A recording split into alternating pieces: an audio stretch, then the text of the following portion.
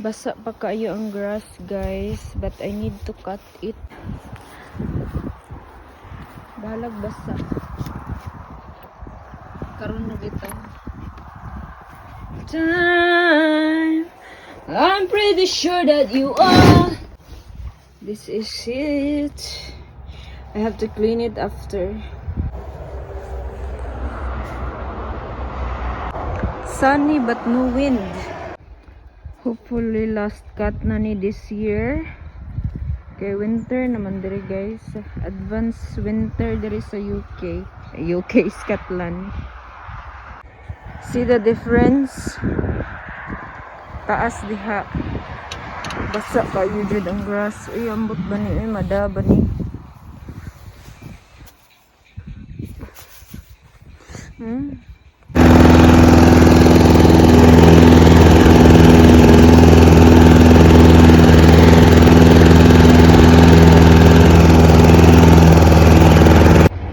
Iba talaga siya pag dry mo kinat kasi yung surface smooth pero ito parang lumpy. It's okay. That's only this time. I mean, bad winter na tapos hindi pa siya cut. So ayun. Ay, nakakapagod pagbasa talaga.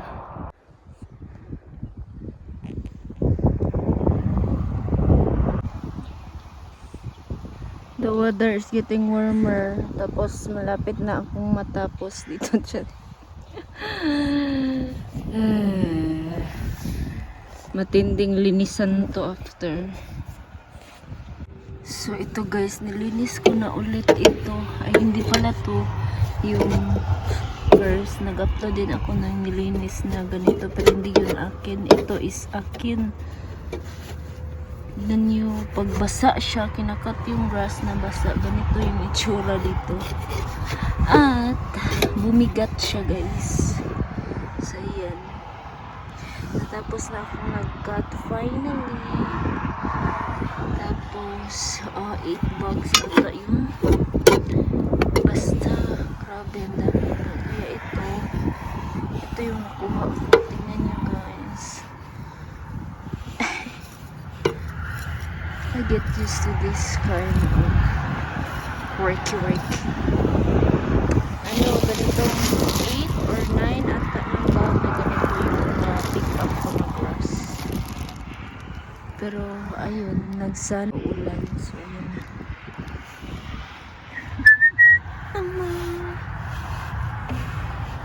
Lalayo sa'yo. Karon na nilhig na pugta gamit ang silhig ni mama nga powerful kaayo ug nakausa ka bagta mauna mora.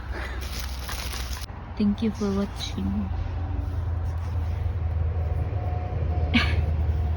Mercy. So karon, guys, hangin-hangin na gyud ug hayag-hayag na niya laog ka na noong grass man akong cut. Ari na ako gilabay diri ang among mga grass kay ika-winter i-level na to siya dito kay lalong kayo dito. Kanya dapat grass o leaves ra jud. This is over the fence. Nawag kita nimo na dira. Deep kayo na siya. So ara na to ilabay. Unya i-play ni nako siya if malaya na. I-rake na ko siya padung dito. So we are protecting our woodland. Charing. Kuya eh. Thank you for watching, guys. Bye. Ya, kanibit ang silhig sa kong mama, no? Kay gamit kayo siya. Grabe. Ma, thank you very much. Dapat maari ka din para ikay manilay.